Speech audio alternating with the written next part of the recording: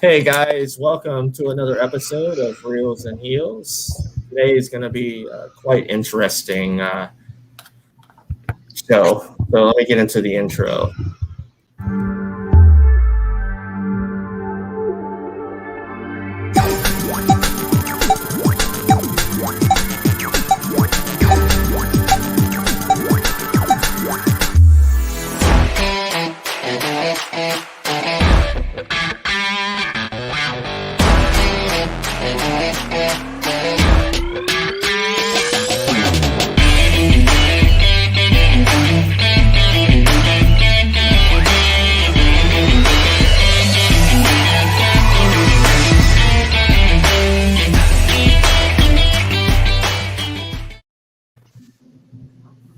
Hey, welcome to episode 58 of Reels and Heels.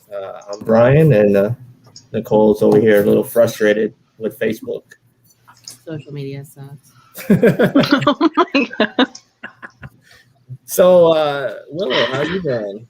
Well, I haven't pissed off anybody so far on social media, so that's a good thing. It's early, though. Yeah, that's true. The day's not over yet. So, I haven't yet called anybody a moron, so I'm kind of missing out on the frustration. Yeah.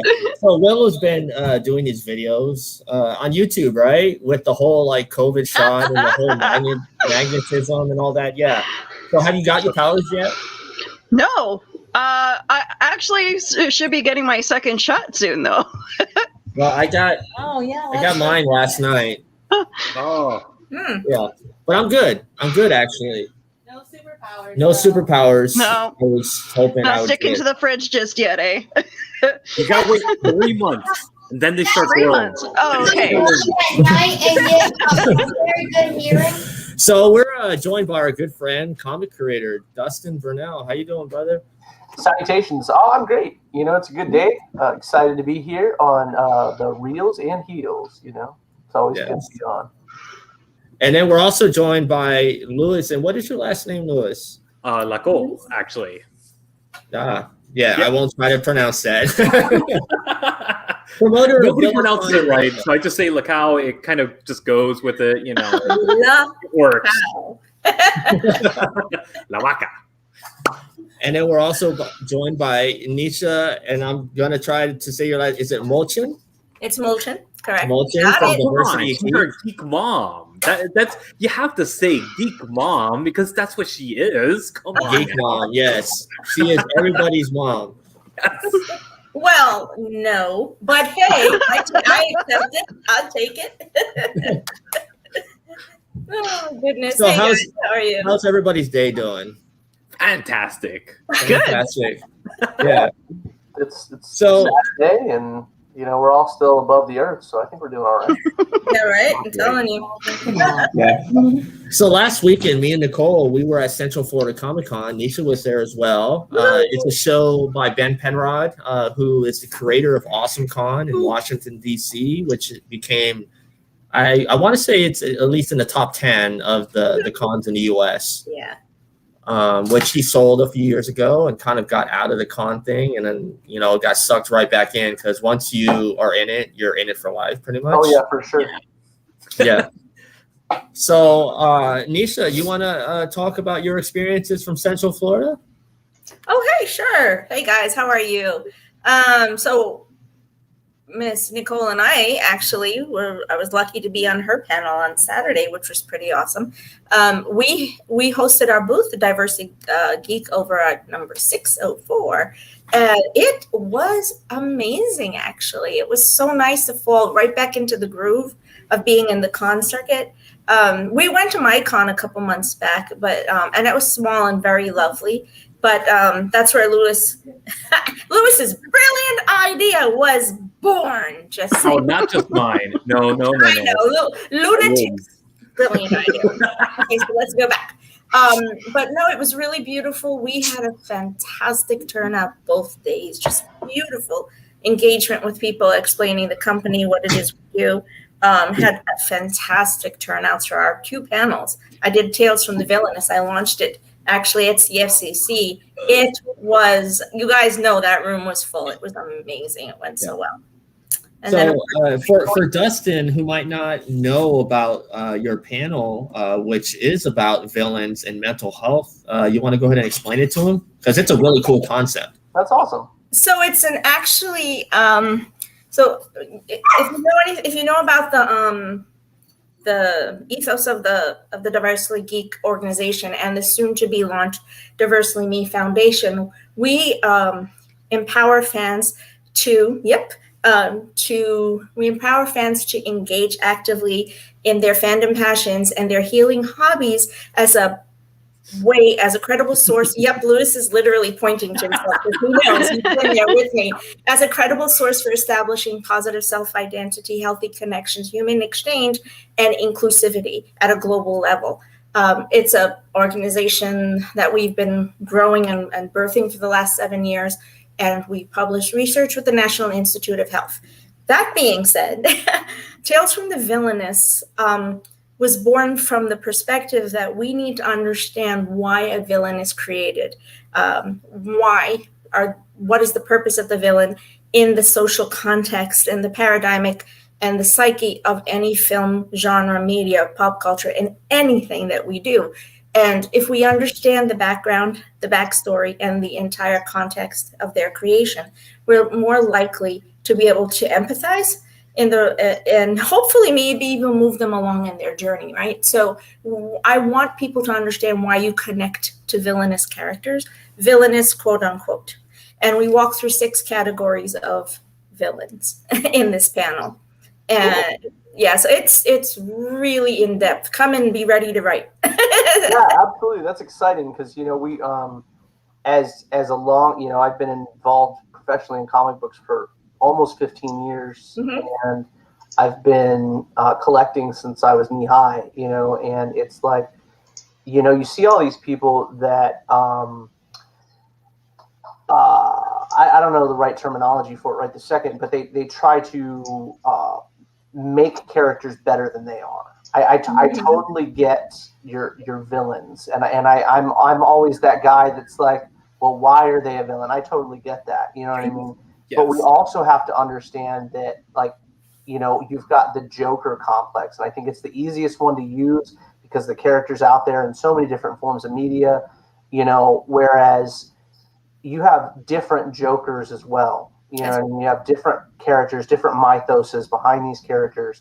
I think the biggest issue is the glorification of the villain, though. You know what I mean? Why do we find it interesting? Like when I put out the listener in the very first issue, everybody was like, well, Sonny's my favorite character. And I'm going, why do you gravitate toward the darker character? You know, why is it you gravitate toward that? Definitely not saying that I agree with the girls that are like, hey, look, I need a Joker in my life. I promise you don't. But there's the understanding that you have to have that the character himself wouldn't be who he is without this, and this. You know what I mean? And Joker and Harley, we do a lot of DC dives, but we go across the spectrum from. For sure. And Nicole can tell you, we pretty much covered the plethora of pop media and fandom, even from the written, from literature. For sure. To paintings, to anything, because, you know, the Joker, we really deep dive into that there a little bit. And the Joker is a connective character simply because all of us have some personality and character traits, which is, by the way, the highlight of the panel. Personality and character trait understanding of what are those things on that character that you connect to.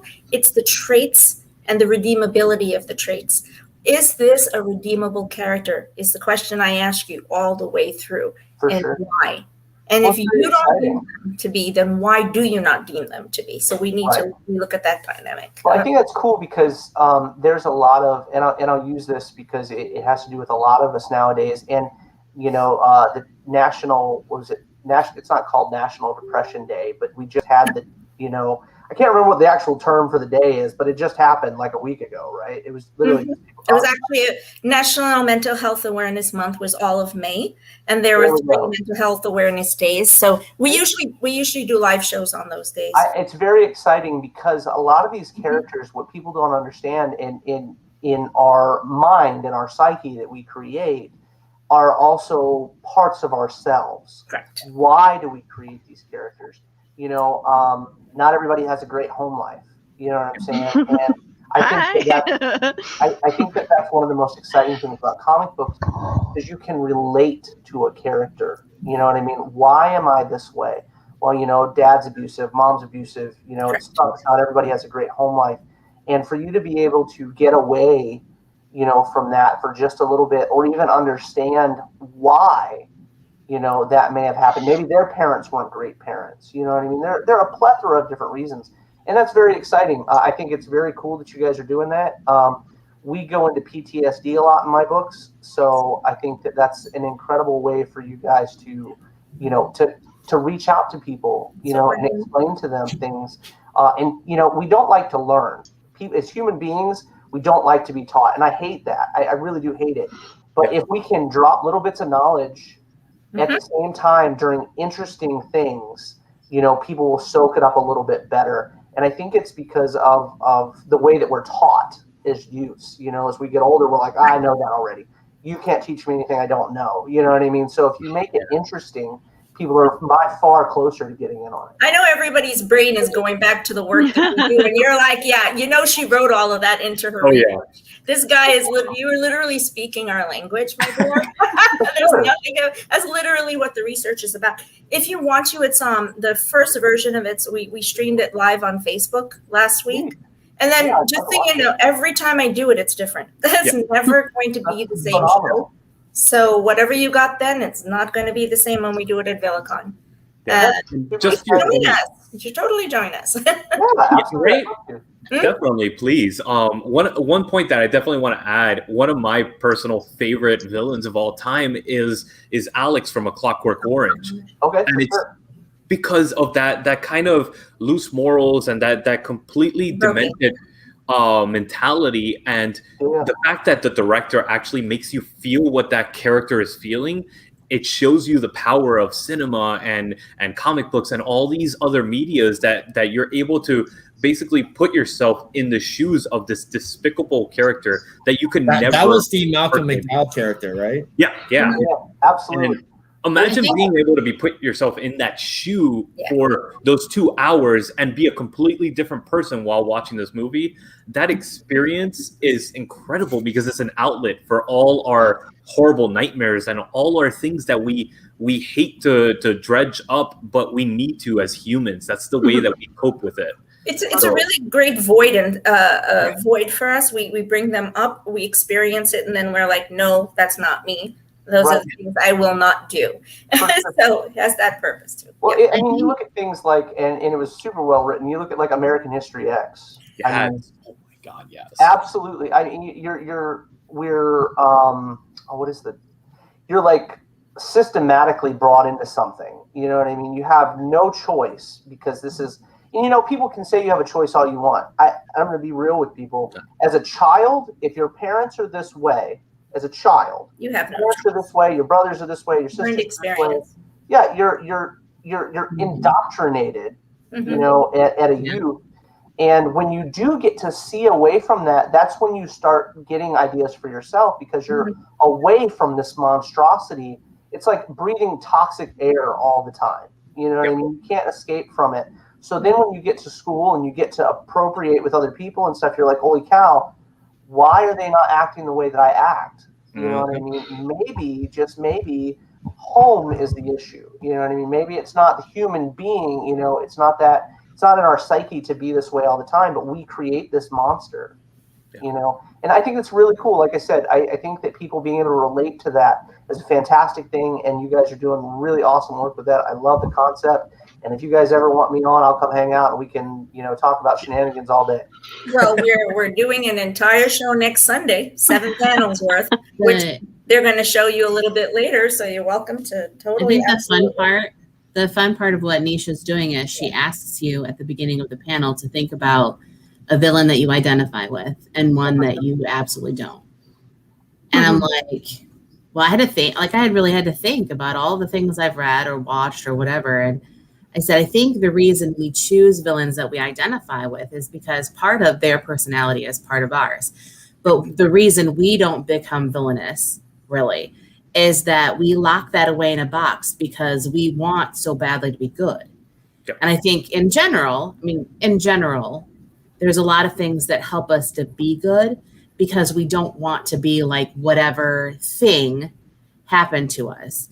And, you know, like I think we're, as real people, we find out that, you know, we all have a cross to bear. We all have something that's gone on in our lives that we absolutely don't want to succumb to. Right. And by locking it up in that little box, we, you know, sometimes keep ourselves from getting there. So I said, you know, I guess like I identify the most with Maleficent because something was taken from her. Like she felt like she was entitled to something that she didn't get. Yep. And so I kind of understand that. I was like, I should have been entitled to this wonderful life with their dad and blah, blah, blah. Like, I get that. But I lock that little part of me up in my box and say, you know what, this is the life I have and this is the life I have to live. So the beauty of it is I think that we all kind of, once we understand something, realize that, you know, there's some awesomeness to what people are trying to teach us and that we get open to the idea of learning something new. For sure. It's all how you feed people, right? Exactly. It's all how you give it to them. If you try to overwhelm them with something, you're going to come to an immediate impasse. Yeah. Because, you know, it's like I mentioned, it's how you teach people. If you feel like you know it or you feel like you know yourself better, it's like if you've never been to a doctor and talked about your issues, you could never possibly understand that there are ways to and outlets for those issues. You know what I'm saying? Like, I mean, holy cow, there are some dark areas in your psyche that you may not even realize that you have because you've locked them away, you know, and they're permeating, you know what I'm saying? They're in there and it's like walking around with like a poisonous like thing in your hands all the time.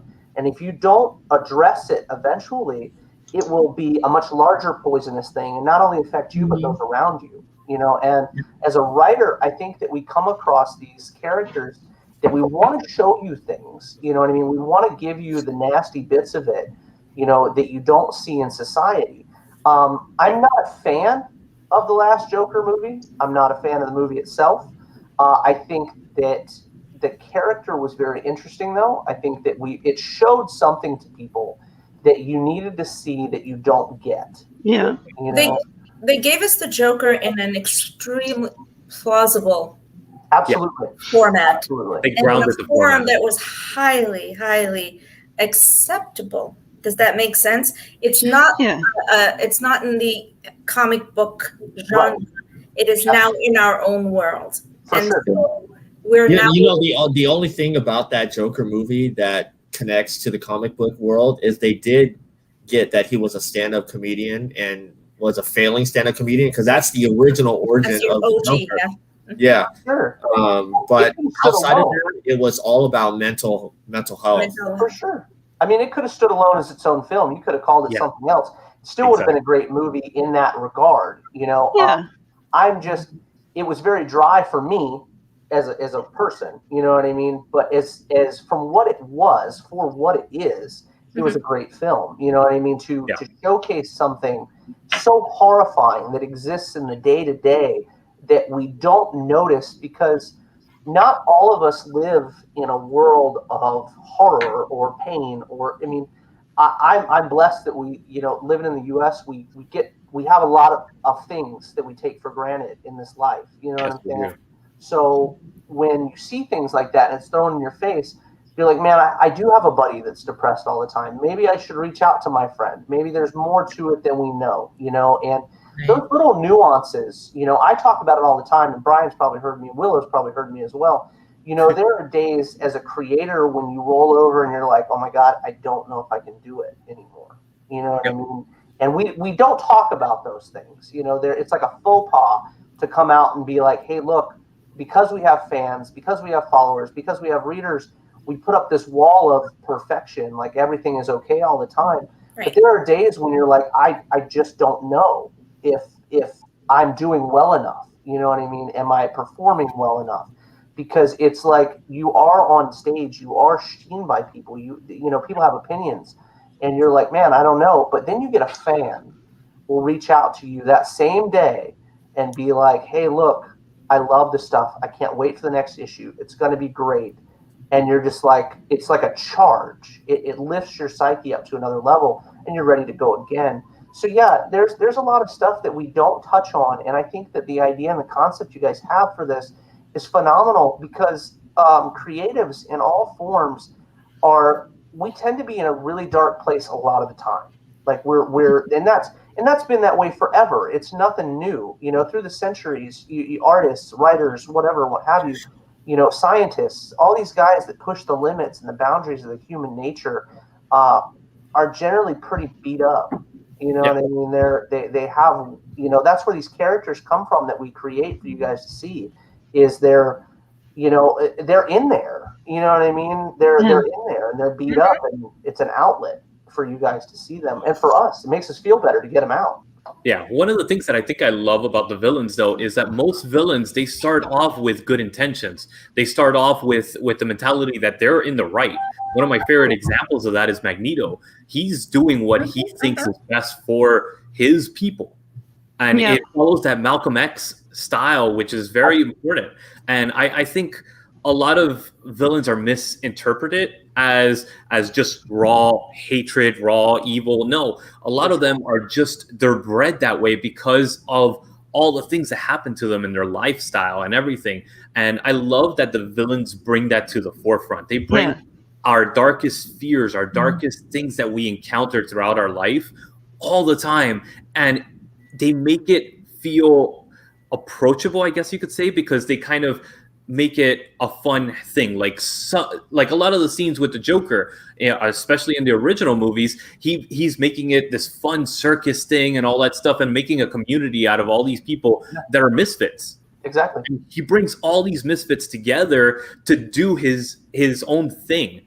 And in reality, if you think about it, especially in the movie versions at least, he's not killing people. He's causing mayhem and he's causing chaos, but he is not technically killing people. You are going to love that panel next week. Lewis, you're gonna love. I know you won't be able to hear it. Oh my god! I think we're gonna live stream again so you can come back and because like you guys are literally talking my career panel. Just so you know. Well, I love we go into a trope as well. You know, when we talk about like Magneto and other characters, we as a writer, as a writer, we walk across this line with these characters, and it's like in the past 30 years is the best time period I can talk about it because of the characters we've come up with. But you've got characters that are quote unquote anti-villains. You know what I'm saying? And it's like you walk into a bar, you sit down and talk to a stranger about Magneto, and he may not view Magneto as a villain at all. You know what I mean? There is the same, and you know, you can go toe to toe with the Wakanda conversation with that altogether. You know what I'm saying? In the 80s, in the 70s and the 80s, you know, Wakanda being its own nation and trying to be away from every other nation. You know what I mean? There are so many different things. Oh my gosh, the Submariner. You know what I mean? Oh my God, you know, is he a bad guy? I'm not going to say he's a bad guy. You know what I mean? There's all these different ways of looking at things. And I think that terminology is self-defeating. When you say you have a bad guy in your story, he needs to be a bad guy. There doesn't need to be a question about his views or how he feels. You know what I'm saying? Because we get in these characters, like look at Eddie Brock. I mean, I'm tattooed from shoulder to elbow with the Venom symbiote. You know what I mean? I think that it portrays it contrary to the new books. All right, the most recent series, I'm really not caught up on it. It kind of threw my childhood for a loop, so I'm kind of meh on it. But there's a lot to be said about the symbiote and it allowing Brock to be what Brock wanted to be. Wasn't a villain, didn't want to kill people, just didn't like Peter Parker. But we painted him as a villain. You know, he joined the Sinister Six. Didn't join the Sinister Six to kill people, joined it to kill Peter Parker. To kill You Peter. know what I mean? It Specific becomes an obsession. It's an obsession in the way that Joker is obsessed with Batman. Yeah. See, Yeah. that type Yeah, of- we remember, Nicole, how we talked about that, the Lex Luthor Superman dynamic. Yeah. And then this is the same dynamic we're talking about. Yeah. This is a very purposeful villain. So those 6 categories, I won't share them maybe I'll share them in another show. But on an average, every villainous character that we create falls into 3 out of those 6. And almost everyone that you've named falls into those 3. I know the only one. Well, no, Willow, did you get a chance to watch it? Because it was. It's a little bit long. It was an hour long, but I'm excited to watch it. I'm going to sit and watch it. I'm very excited about the next one as well. I think that I'd be excited to see what you thought of my characters because of the way that you guys talk about things. well, we can do that. Yeah, I'd love I'll send you guys PDFs so you guys can check them out. It was really interesting when we were talking about the way, like, sunshine and rainbows kind of thing. Like, Yeah. you absolutely can't have the villain if you don't have a hero. And Yep. really, the definition of an antagonist in literature is someone who opposes the main character. Right on. Well, anybody who opposes the main character can be the mean girl at school who's not really out to kill you, maybe temptation, but like stuff like that they're not necessarily bad, right. they're misguided. So Yeah, I and- think we're a little bit preoccupied nowadays with showing how misguided people are. So they were like, well, Venom is misguided. So there's that conversation inside of Eddie Brock's head in the movie where there's this whole conversation. It's like, you can't eat him. You can't eat Miss Lee. You can't eat them. You have to. Right. So there's that like humanization that happens to our villains too. So it's the Maleficent movie. I mean, a lot of it is how did Cruella become Cruella? I mean, like, we really like the backstory of our villains. Like, what made them tick? So I'm curious. I should have asked Nisha this last weekend. Does the TV version of Lucifer fall in the same category as Maleficent? Oh, for sure. Yeah. Absolutely does. So I can say that 4 of the main things that we deal with, and Nicole touched on it, are the opposers. They're the opposers. They're the betrayers. They're the bullies. Right? Those are the 3 huge categories of the villain. They are the anti-hero. So the whole sole purpose is anti-hero. It's not about other things that come with it, not about the destruction of other beings, which is where someone like Eddie falls into. And so it's the same thing for the way that they create this Lucifer character in the storyline of this TV series is different than Lucifer's been written in other comic books. So it's a character who has a high level of redeemability.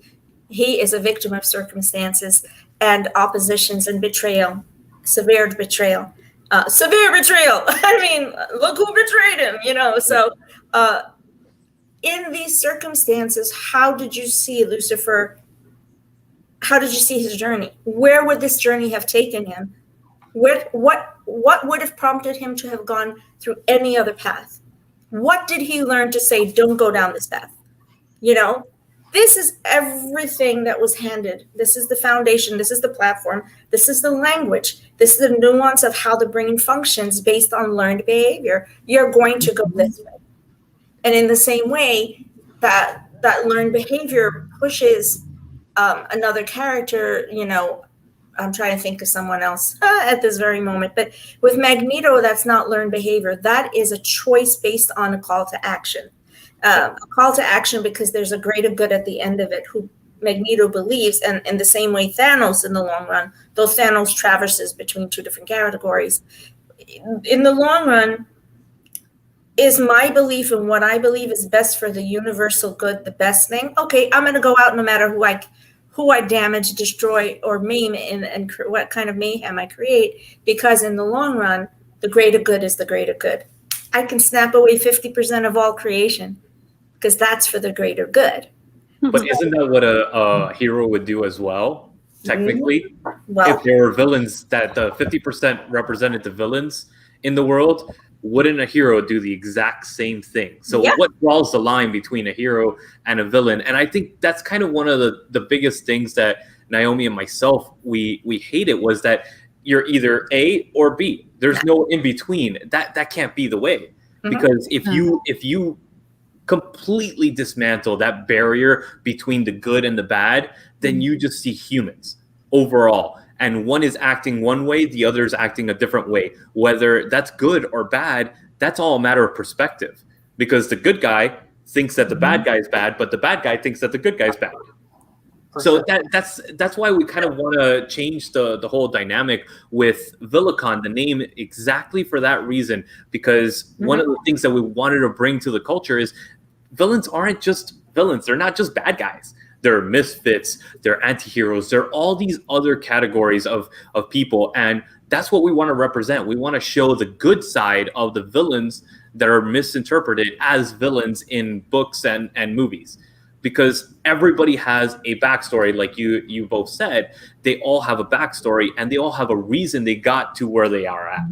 And that's important to have and demonstrate. It's a lesson, and it's a lesson in mental health too, because we talk about in support structures and having people have safe spaces. Because if you become the villain, it's truly because there wasn't anybody to steer you in another direction. There wasn't anybody to show you love. Like, I mean, Maleficent is a good case in point. I mean, like, Harvey Dent said it best, right? You know, you either live long enough to become the hero, or you live long enough to become the villain. It's like, you know, like for real. But if you think about Maleficent in terms of that, it's like, well, there wasn't anybody to tell her that there was a better way. And so that's why she is the way she is. And so when you think about people in general, we all have a little bit of bad in us. Yeah. But there's always, what did we feed? Who was there to feed the good versus the bad? Yep. Like, bullies are bullies because they were bullied. Well, there was somebody there to feed the bad, and nobody told them there was something good. Right. I mean, you watch all those things on like ID and all that, and like the lead detectives that are always, you know, talking. They said everybody's capable of murder. That doesn't mean you're going to murder somebody. Right. So and when you bring it back to the classroom, the way you and I discussed it last week, it's about the neuroplasticity in the long run, right? It's about that learned behavior comes from the first moment of visual and auditory imagery, what you learn, what you hear, what you see, and how does the child, and again, a child at any age, this journey can be undone. It is possible. Just I want everyone to understand that. That's the whole point to PTSD Awareness Day, why we're doing what we're doing, is when you come to a point of recognition and when there's someone there to help you, like Aurora did for Maleficent, you start to unlearn. The beauty of the brain and its neuroplasticity is it can then adjust memory. Memory will sit there. It's in the amygdala. It's what it's going to be. But the frontal lobe is a constant state of movement and learning, right? And so if you're teaching it that, hey, wait a minute, there's a counter to that. That counter will then take precedent. Hopefully, we hope, right? That's the whole goal of life, is hopefully is that we're going to be able to help people.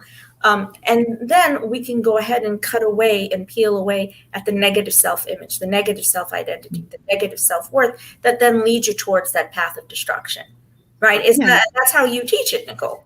Yeah. I mean, essentially, I've interrupted Willow twice. So part of one of the things that brought me to love X-Men so much was because of the story arc with Rogue. She was a villain at the begining because of her circumstance with life. You know, she was in and out of foster care. She moved, she got kicked out of her home because she was a mutant. And, and Mystique took her under her wing and taught her how to survive. essentially, and unfortunately manipulated her to be her little plaything. And so, teaching her all the bad stuff in life and brought her to the Brotherhood of Evil. And then when she realized, the Brotherhood was the bad people, and she met up with the X-Men, and she started doubting herself, and she sought refuge with the X-Men. So that's what you're right. Bad guys can be redeemable. Yeah. I mean, one example that you pointed out, Nisha, was Thanos. Thanos, if you think about it nowadays in the context of our planet, population control is something that could redeem this planet and get it on its track. Now, what he was doing and the way he went about it was a little messed up, but what he wanted, his final goal, if you think about it, that's what a lot of these associations want to do. They want to put population control, not killing people, but stopping people from overpopulating the planet and making it unbearable and unable to habitate, keep everything in balance. How, why is that evil? Technically, because Thanos is trying to make an equilibrium in the universe, which is, it's that yin and yang aspect.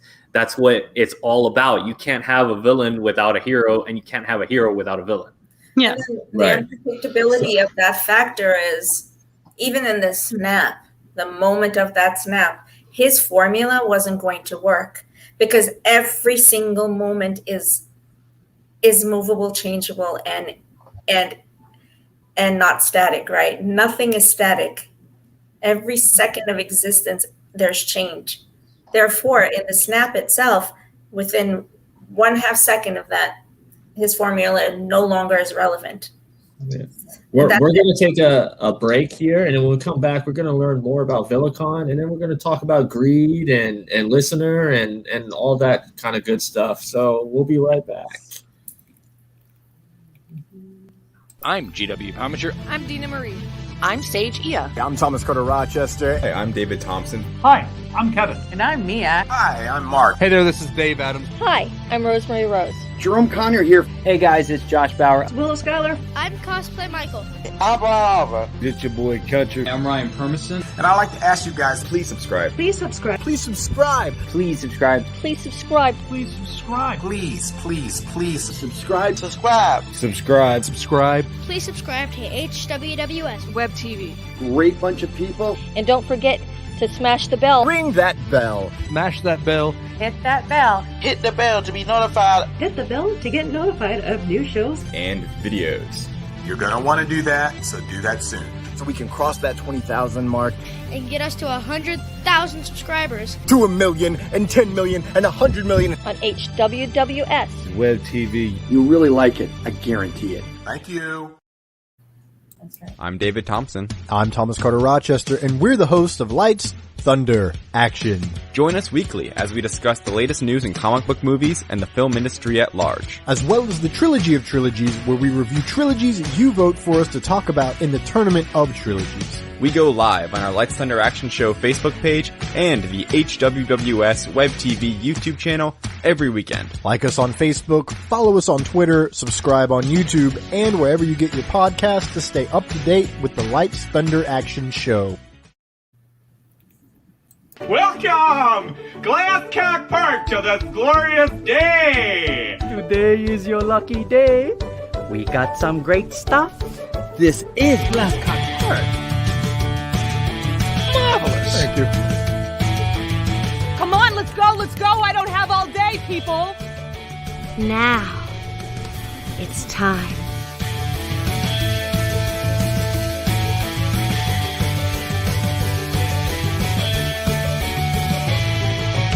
Tell your friends, huh? I've seen a couple of those episodes, and they're hilarious. I don't know. What about you, Willow? Did you check out a couple of those episodes already? I don't want to say on live. Sorry. So, VilliCon, you want to kind of explain what's going on with VilliCon? Yes. So VilliCon is an event that we are doing actually at the Wyndham Orlando Resort, right off of I-Drive and Sand Lake. And it's going to be next week on Saturday, June 26th, from 11 a.m. all the way until 9 p.m. And we specifically chose this time to make sure everybody can come out, because I'm not an early bird by any means or any stretch of the imagination. One of the things that I hated was having to wake up early to go to a con. So we want to kind of push it off to a later time and make it a party scene. That's why we're going until 9 o'clock as well. But right off the bat, Nisha is going to be hosting the panel, the first panel that sets us off on almost 20 hours worth of panels. That each room, actually, we have 2 panel rooms that each sit about 100 plus. And that's just the panel room. Outside in the hallway, you're going to have already a bunch of vendors that we specifically chose because of their ambiance, and they're able to instill that kind of atmosphere that we want to create right from the get-go. And then the moment you walk into the main room, you're going to be hit with the blast of all these amazing vendors, artists, cosplay artists. And most of the tables in the main room are actually cosplay artists, because again, we want to make it that fun experience. You're going to see a random occurrences of dance-offs, random events where we're just going to pull people out of their comfort zone, cosplayers especially, and we're going to pull them out to dance random songs throughout. We have a DJ there from beginning to end of the event, and his intention is to make everybody dance and sing at least one time throughout the convention. If you're not singing and dancing, you're doing it wrong, because we want everybody to sing and dance at this convention. And honestly, just having a fun time. We have amazing events throughout the day as well. Cosplay Wars, which is an original concept and trademarked for VilliCon. And Cosplay Wars is basically grabbing all those ideas that you've seen in cooking shows and all these reality show competitions, and putting it cosplay twist to it. Mm-hmm. So we're going to give these cosplay artists, these cosplayers, these are all beginning cosplayers or people that have never done cosplays before. And we're going to give them sewing kits, and they have to compete against each other for the grand prize of the ultimate trophy that we have for them, and our first inaugural Cosplay Wars. But there's going to be so many twists and turns. Naomi, she's unfortunately not able to be here, but she is going to be running the show for that, and she has the most bubbly personality you could imagine to bring this to life. So I wish I could be there to see this all unfold. This sounds like such a great event. And that's just the beginning of it, because we're actually going to make people, for the actual competition for Cosplay Wars, we're actually going to make them go through the panel room. They have to look for clues. They got to look for things, and they have to know the lay of the land to go through the whole room, because there's going to be parts where they're going to have to go and look for things to finish their cosplays. And not only that, like you're seeing on the screen, the amount of panels that we have, they're all interactive panels. They're all amazing. And then we cap it off with our final show with the Speakeasy Sirens, which they are going to be doing a burlesque show. That one is 18 plus, unfortunately. So if you're under 18, you're not able to go. But it is going to be an amazing show, and there's a lot of stuff that will be played out as well. If you want to join us for our scavenger hunt, each of the vendors have little clues and little stickers, and we're going to give you like a little punch card type of thing at the registration table. And you actually go to these vendors, and the clues are on the back of the card. You go to these vendors and you look for the clues, and you'll be entered to win a grand prize as well at the end of the day. So it's all about that immersive experience. Mm-hmm. It's Naomi and my brainchild that we kind of got tired of seeing conventions that you go there for 2 hours, and unless you're there to hang out with friends, that's the amount that you will spend at the convention. You don't do anything else. You go there for 2 hours and then you go right home. That's not what I remember being in conventions. I remember going to Dragon Con, to Spooky Empire, all these amazing conventions, and it was a party all day, beginning to end. And that's what we want to do. We want to bring that live atmosphere, live intent. And this is going to be the first of many. We actually got our next one, which I was so holding my tongue earlier when you guys were talking about the good and the bad. I know. The concept is nightmares versus dreams. And we're splitting the room down the middle. So the nightmare side is going to be its own themed side, and then the dream side is going to be its own thing. So we're going to have celebrities on both sides. We're going to have a bunch of panels that reflect each side of that.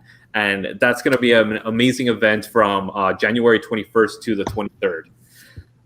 That's cool. Yeah. January 21st to the 23rd, right? But it's at it's at a different site, though, correct? Yes, that's going to be at the DoubleTree Universal.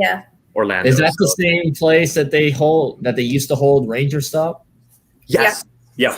As a matter of fact, yep. As a matter of fact, absolutely. But we have a booth there. I can't wait. Yeah, man. And like I said, we can't wait to go Saturday and see what you guys have, all in store for everyone. And, we're going to take some photos and some video. And yeah, definitely. And the greatest thing is that one of the big things that we're trying to push as well is keeping the prices low, not only for vendors, but for general admission. We're keeping it as low as we can, where we are able to get everybody out, to be honest. No matter what your budget is, I know everybody is strained with COVID and all that stuff happening. Everybody's strained for and pinching every penny that they can. But that's why we want to give the most for their buck. And this is 10 hours, of entertainment, and it's only $5 per person. So that's awesome. Yeah. Well, if there's any way that I can invade the stream at VilliCon, please let me know. Well, we're gonna try and do what we usually do, which is live stream. We have a booth, but we're gonna try and live stream. And I think, aren't you doing something, Louis? We're trying to do something, but the bandwidth of the hotel isn't as good to be able to host that. Yeah, that's the problem. So I will do my best. Our team is going to kind of do what we normally do, run around with a little, tripod, and hopefully show you guys as much as we can on their site. But it doesn't have the best internet. So. Yeah, exactly. But we're also going to have a lot of photographers that are coming out that we actually commissioned them to come out and do videos. And we will be posting a video of Cosplay Wars for the future events, obviously, but so everybody can see how it actually works and how it plays out. And the trophy is just amazing. It's really cool trophy. I'm actually going to go look for it while you guys talk for a second. Yeah, sure. Yeah, so that's oh man, I'm so excited. So Dustin, the listener agreed. You want to kind of give it down? Elevator pitch for the listener, huh? That looks super cool. Check that out. That's awesome. And the coolest thing is, it has a V in the middle.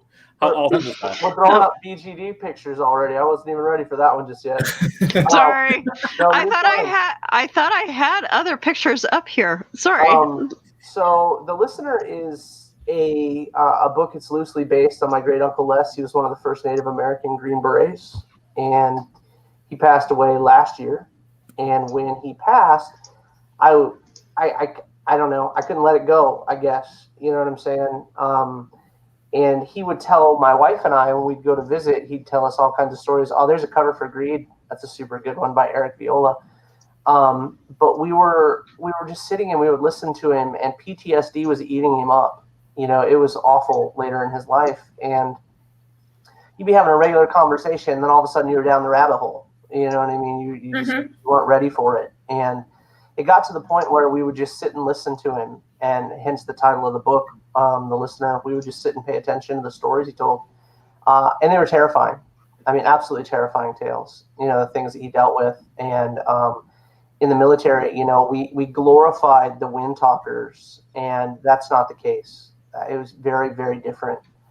They would drop these Native American soldiers into positions that no individual should have been thrown in to begin with, and they were made to clear out sections before they were allowed to even come back. They wouldn't even pick them up if the areas weren't clean. I mean, you're talking about guys they made train dogs because other groups of people didn't want to. You know what I'm saying? It was a very it became a very spiritual experience with him and these animals, you know, and you drop 3 or 4 dudes down with a pair of dogs and just be like, hey, look, when everybody's dead, come back and we'll take you home, is basically the way that they were treated. And we used, instead of using Vietnam, we used World War II for the listener because it resonates with a lot of people. There's a lot more information about it. It's easier for people to vibe with, I think, than Vietnam, because nobody likes to talk about the one you didn't win, right? That's not something that people want to talk about. So as people, you generally don't. So it was easier for me to use World War II as a setting. And it was just, it's very down to our roots as a people, you know, and I think it's very eye-opening to people that aren't into the Native American scene, know anything about, you know, religious beliefs, faiths, or anything like that. We use PTSD because of the stuff that Les went through and because of the way it treated his psyche to give you guys backstory.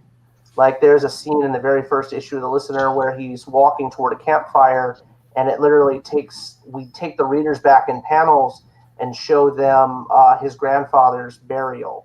And the way that they were buried, though, is they were burned in their homes. Like they would put the body in the home and they'd burn the home down with the body in it. And then you wouldn't talk about that individual for X amount of months. You know what I mean? It was done until, you know, a certain time period passed.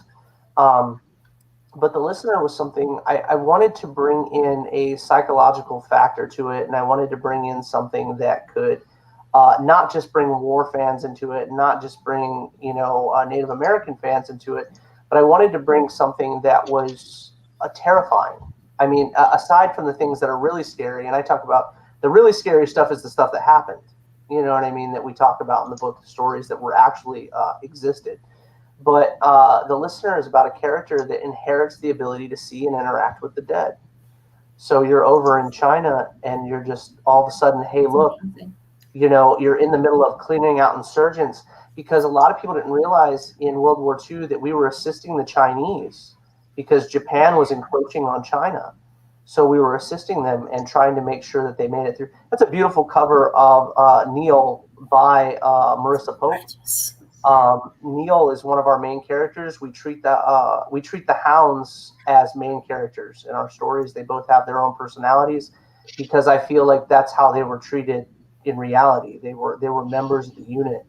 And so with Addie gaining the ability to, Addie short for Addison, gaining the ability to interact with the dead, not just the dead, but demons, gods, and what have you later on, I started thinking the more I wrote, because I'm 38 scripts in now.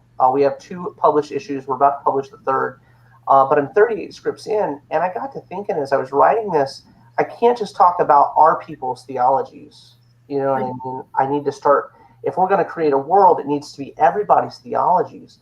So like in The Listener, Addie gains the ability to pierce what we call the veil and go to the other side, which is a very thin barrier between the living and the dead, which is a mirror of our world. And if you pierce the veil, you're on the other side, and it's gods, demons, monsters, what have you. But I like to talk about the fact that in The Listener, it's probably the only place you could find like Zeus and Christ playing cards. You know what I mean? It's a very, I believe that all these entities exist in a form or another. You know, so it was like, okay, well, I can create this world and this space where they interact with each other, you know, but what is the listener's place in this massive world? What is this theology that is smaller and smaller by the day? Where do we fit amongst this massive group of, you know, gods and deities and demons and monsters? You know, I mean, we get into things like how Lucifer and Hades interact with each other in hell, you know, and Helheim. You know, how does, you know, Thor, you know, how does he deal with, you know, Zeus? You know what I'm saying? How do these characters interact?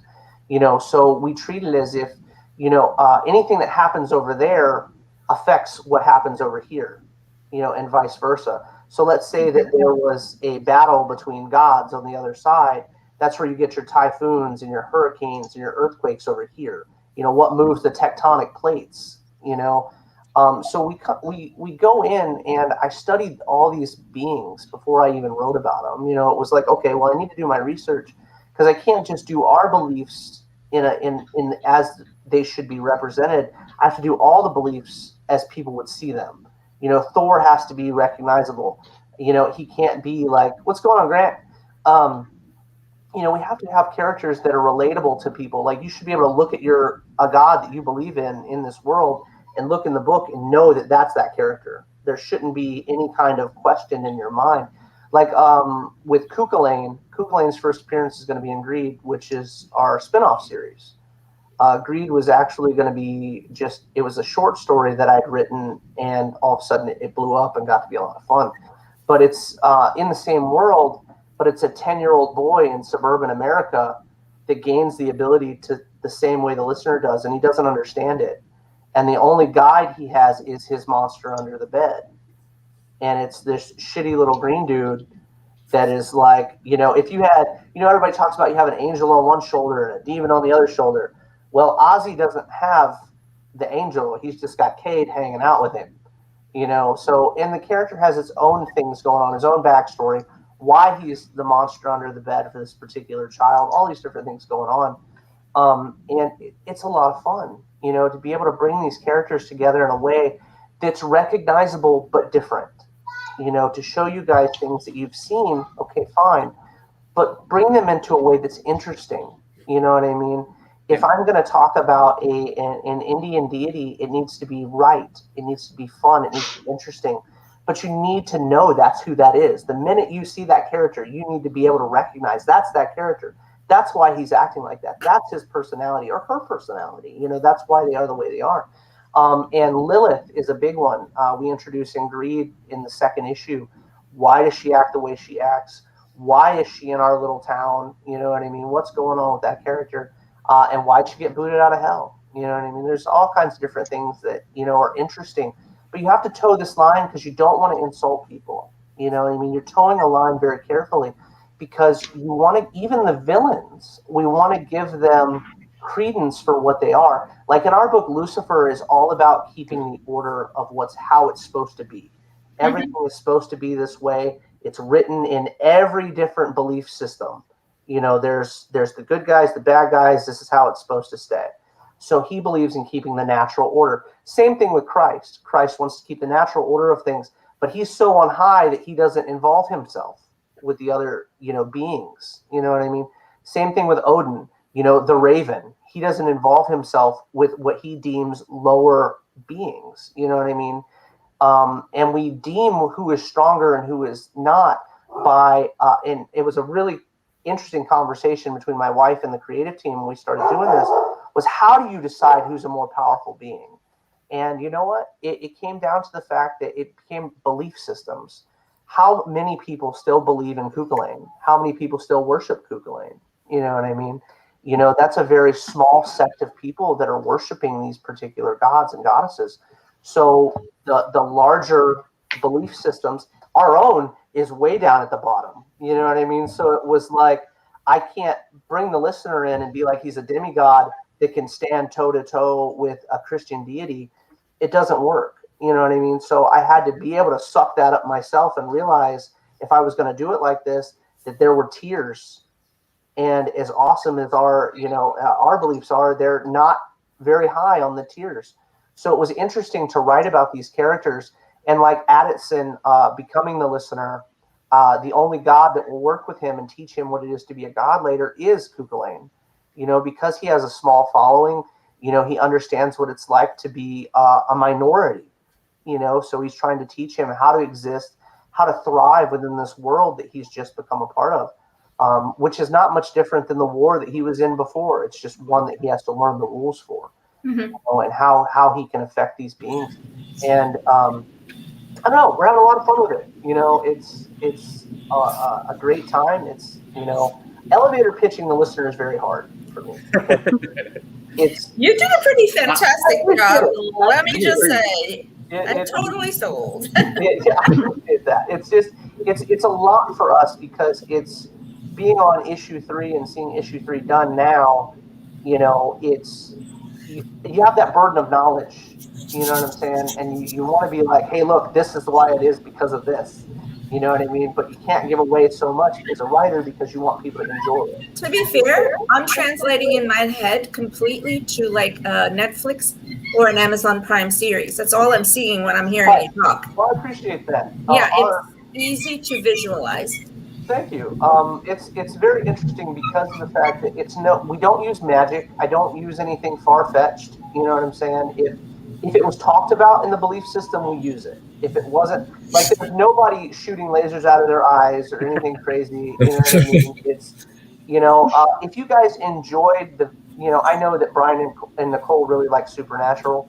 If you guys enjoyed the first few seasons of Supernatural before it got a little bit bananas, if you enjoyed the first few seasons and then enjoyed like the Frighteners, yes, right?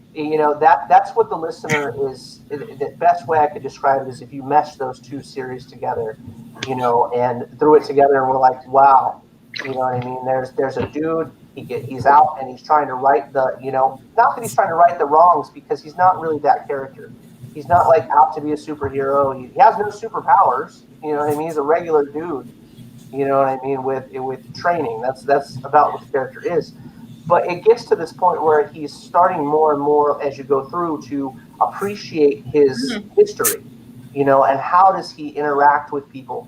Like the next big story arc is the Chupacabra arc, and I thought it was a lot of fun because it was like, okay, how do I make a Chupacabra scary? We've all heard the goat sucker myths and all that other shenanigans, right?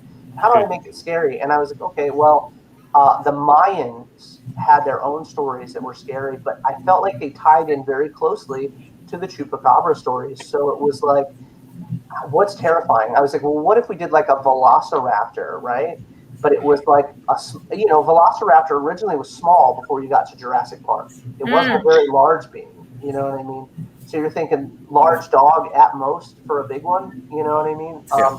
So then you get into, well, how do we make it Mayan / Mexican themed? And I was like, well, we add gold to it, right? We add gold jewelry to it, and we add these ornaments to it. What makes it even more realistic now for all the people that believe dinosaurs have feathers, and we're seeing that dinosaurs have feathers, we add feathers to it. We add a plume to it, and we make it that much more terrifying. And then we write a story from its point of view, how it abducts children, you know what I mean? And is taking them back to this like sanctuary. And the listener gets involved because there's all these children's spirits that are stuck in this area and they have no release. So it was a lot of fun to start getting into people's belief systems and what scared people. You know what I mean? The scariest things for groups of people, Lorona and stuff like that. We get into all of the, the skinwalkers and the Wendigo. And, I took a really cool thing out of, like I said, because I tried to mix everybody's stuff into it. We have a small mini series in Alaska, because an Inuit group, Inuit spirit, comes to Addie and asks him for assistance. And he goes up to Alaska, and you find out that there's this being, and we mix the arc almost like Jonah and the whale and Ahab. So it was a lot of fun to write about this demon that's literally eating all these fishing boats and stuff. And you've got this character that's trying to get it to stop, because being the listener, it's all in his realm of responsibility that he has no clue about. Why is it his responsibility? His father was the listener, didn't pay attention. We bring in alcoholism to touch on things like that. How did alcoholism affect the Native American community? Still affects the Native American community. Oh, huge. You know what I mean? Huge. So I touch on a lot of these things. And like I said, I try to throw in little bobs of knowledge to get imbibe just a little bit of time, so you don't get overwhelmed by it. So when you made these choices, did you really really reflect on the interviews that you had with your friend, and then maybe his larger, was it him, or did you also look at the community and talk with them? I didn't. So I've never thought that I was a part of anything. I've never felt like I earned that. I didn't. We weren't involved with reservations or anything as a kid or anything like that. We all my family was military. So it was like we didn't have stuff like that. We weren't subjugated to things like that. But what I did was I reached out to a bunch of people that had experiences, You know what I mean? And not just my uncle's experiences, but his are the main focal point. Like I take little things that he talked about and integrate them behind the scenes in everything that we put out. That's you know what I mean? The moral So values of the things that he went through. You know what I mean? The things that were different. Biggest example was there was a guy that wanted to kill a child. And this is a real dude, a character based on him. You know what I'm saying? He wanted to kill a child. And my uncle was like, well, we don't do that. You know what I mean? That's just not something we do to people. You know, it doesn't matter what's going on. Children are sacred to us. We don't kill them. You know, and in the book, we add the situation and we stop it, as my uncle would have stopped it. In reality, it wasn't stopped because he didn't have the power to stop the situation. You know what I'm saying? So like I mentioned earlier, the scariest stuff in the listener is the stuff that really happened. You know what I mean? We integrate all these tales amongst, the stories that we write. One thing, I don't use a lot of language in the listener, but there's a scene, there's a panel that we use in book 4. You guys will get it in book 4. Ethereal Investigations is the title of that book, and you guys will get that one. But there was a Native American character, like chief, that Disney used and Looney Tunes used a lot. And you'd get this, he was like, how? You'd see it all the time when we were kids. It's fucking ridiculous. It's the most ridiculous shit I've ever seen.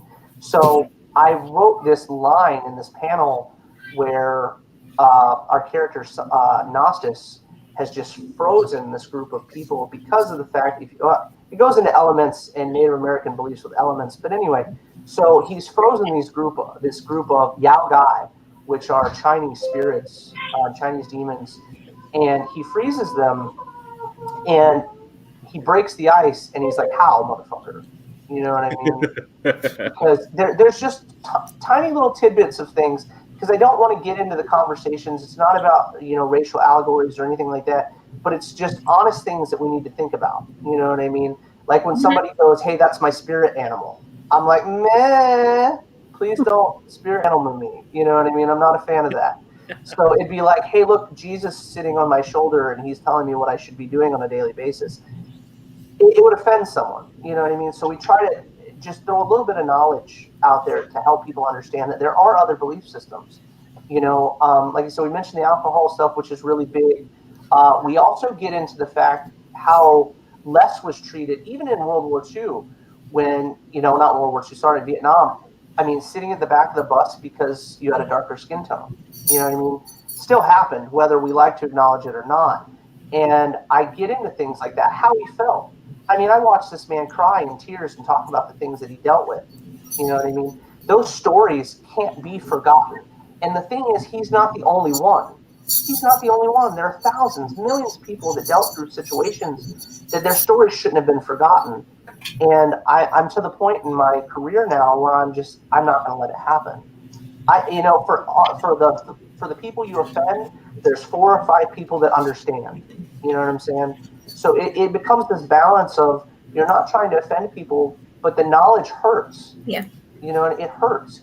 So to forget the knowledge is almost an insult. You know what I'm saying, to people and what they went through. So so the listener is a lot of fun. It's super scary, but it's real honest. It's real honest. I must second Nisha that all I see is Amazon Prime or Hulu or Netflix. It's just basically, if it was written years ago and it was going to become an adaptation, it's basically a Stanley Kubrick film. I appreciate that. I appreciate it. We have a friend right now that I won't drop his name because it's been asked a couple times not to because of projects that he's on right now.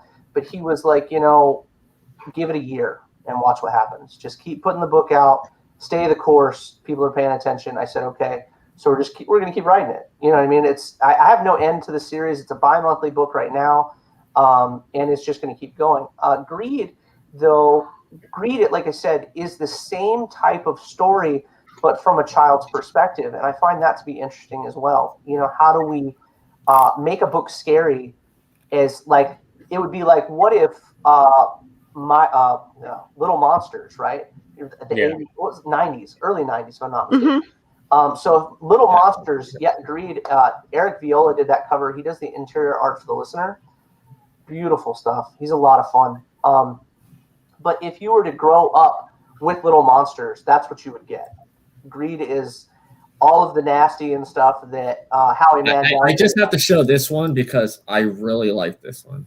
So That is cool. That is the very first image. The funny thing about that cover is it's the very first image that was ever done of our character Addison. And I thought it was so phenomenal that when Eric was like, hey, look, I'm going to do a cover, I was like, we're going to keep that one. Let's keep that one. You know, we'll throw the trade dress on it. We'll keep that one because so I do notice that we not to make it difficult. I'm just kind of curious because terminology changes, right? So we don't say Native American anymore. The common term is Indigenous people. So is that something that you're adapting? I have. So when I put it out, I felt like that was a term that you could use for a lot of places. Indigenous is indigenous to an area. You know what I'm saying? When you're talking about a region. So you could use that anywhere. And I didn't want people to assume things. I wanted to give credence to the terminology because it's not an insult. It's not a rude terminology. It is, they were the natives of this land. You know what I mean? And I felt like that was a way to do it. I don't get into tribal matters either. Because I do include, now for those of you for people that are in the know, I include things, little tidbits here and there, you know what I mean? Because I feel like it's important to include everyone. I think that as a people, just my own personal opinions, is I don't like division in a people that I don't feel like should be divided. You know what I mean?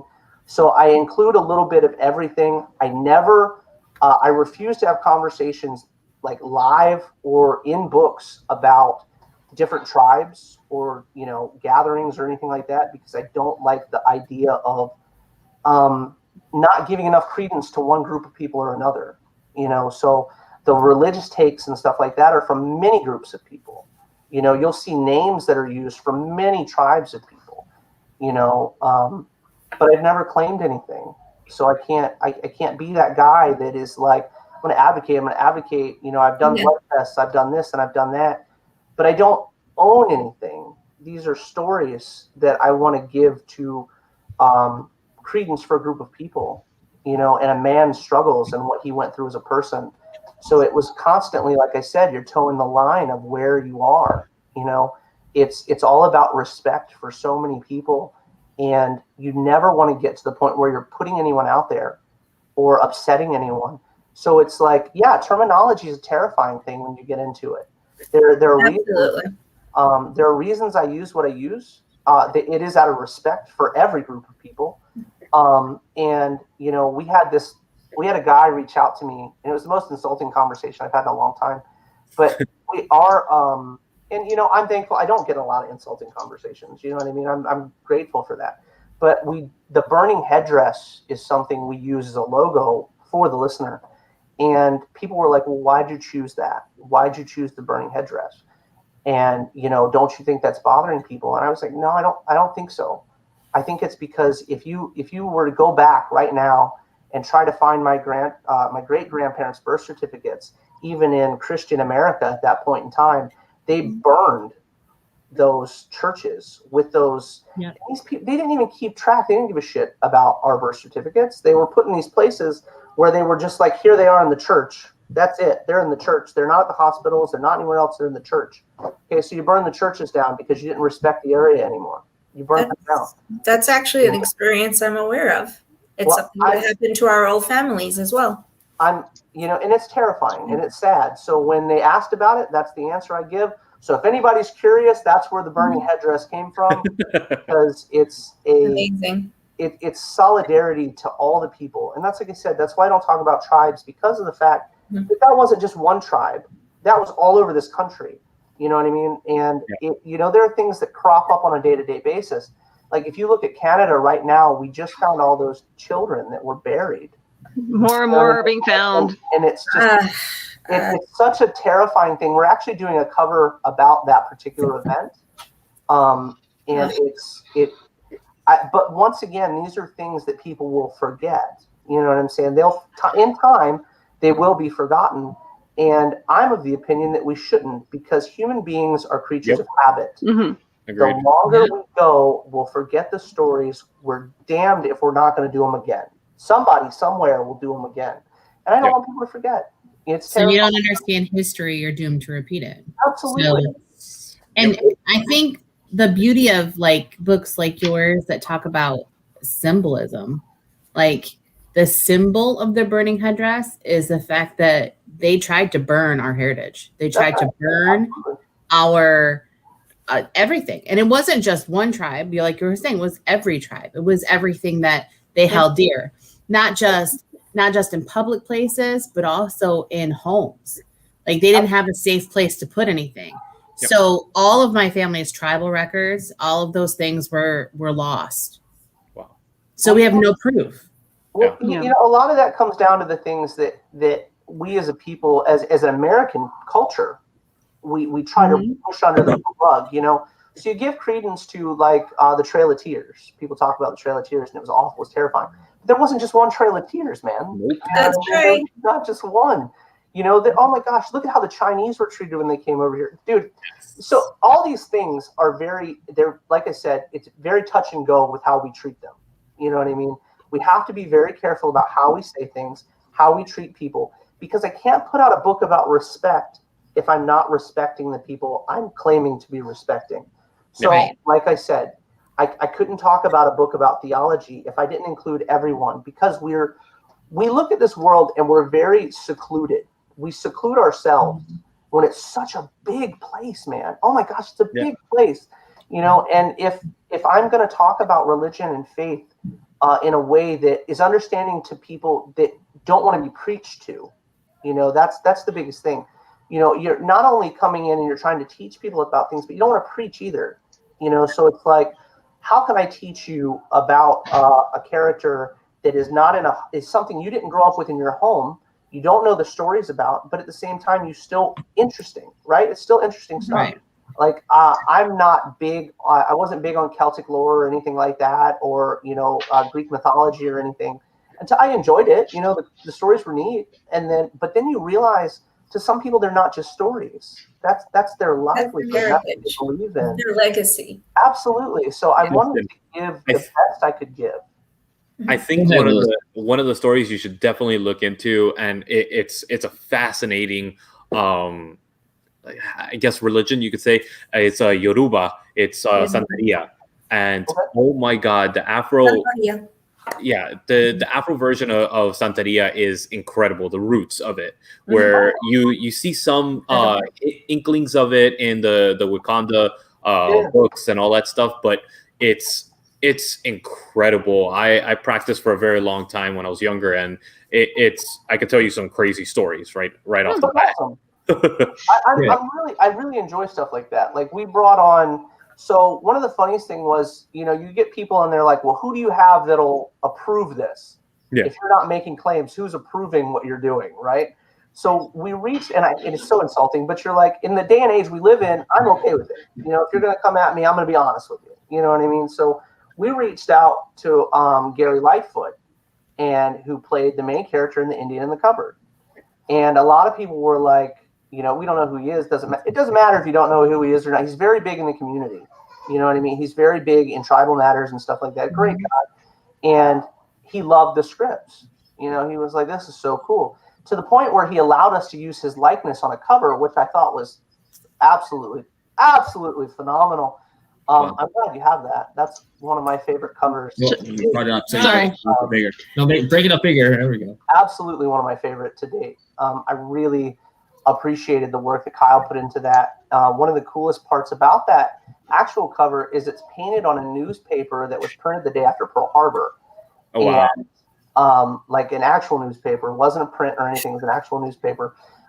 Incredible. It was phenomenal.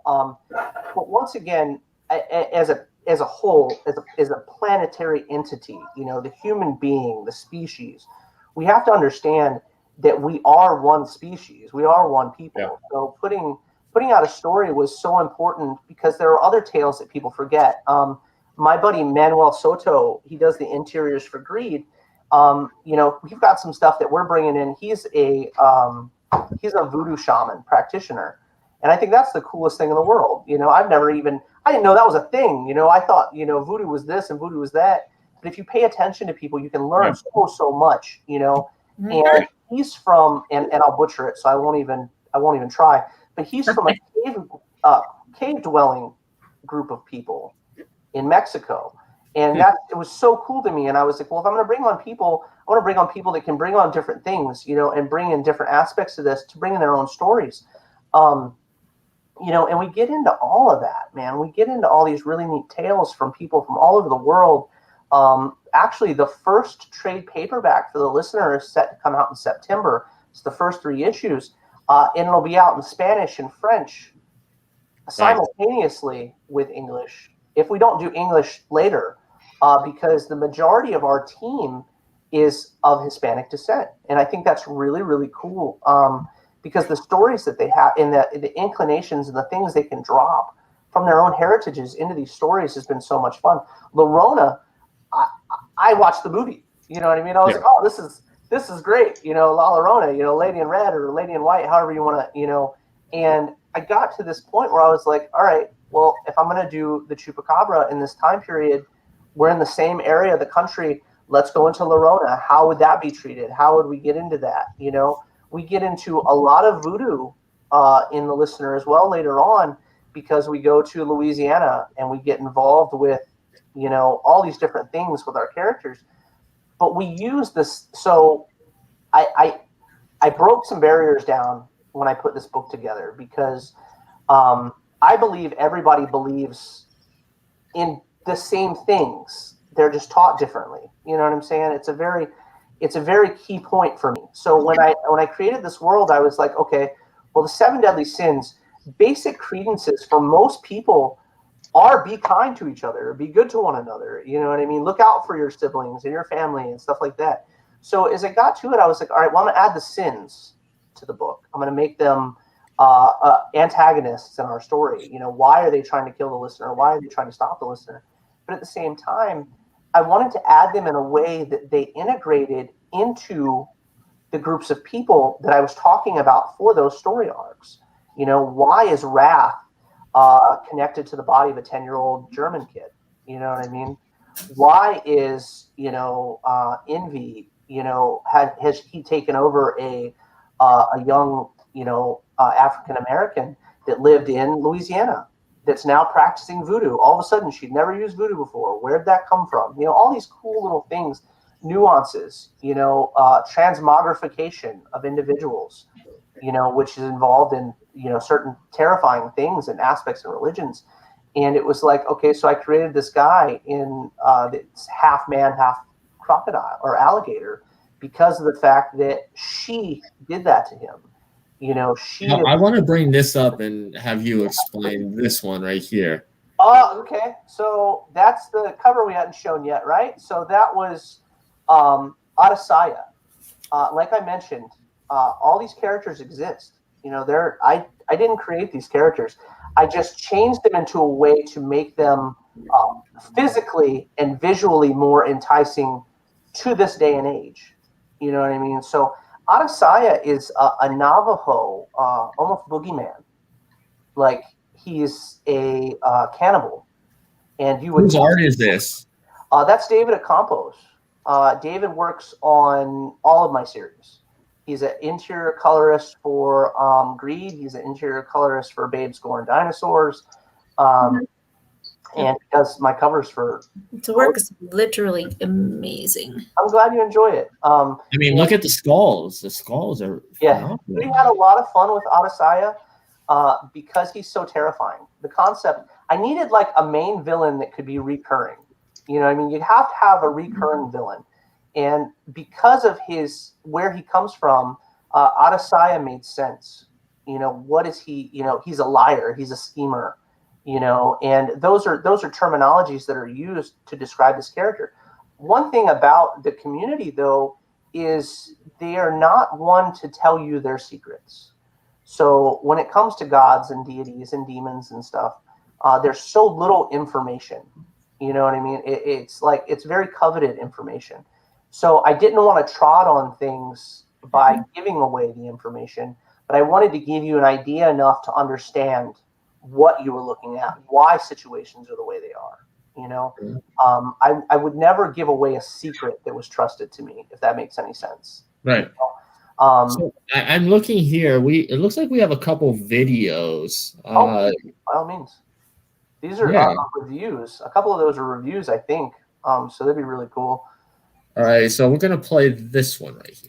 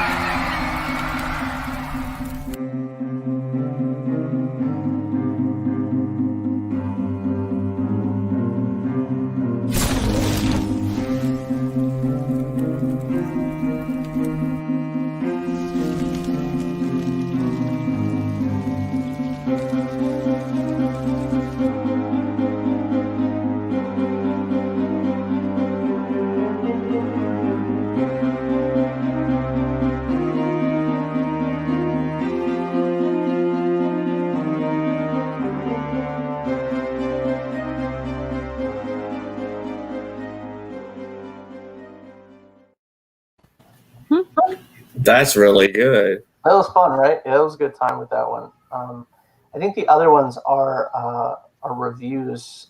My buddy Andreas did one. It's like a TikTok video talking about it. But is that the one that you have here that you sent us? The one that I sent you here is, I don't think so.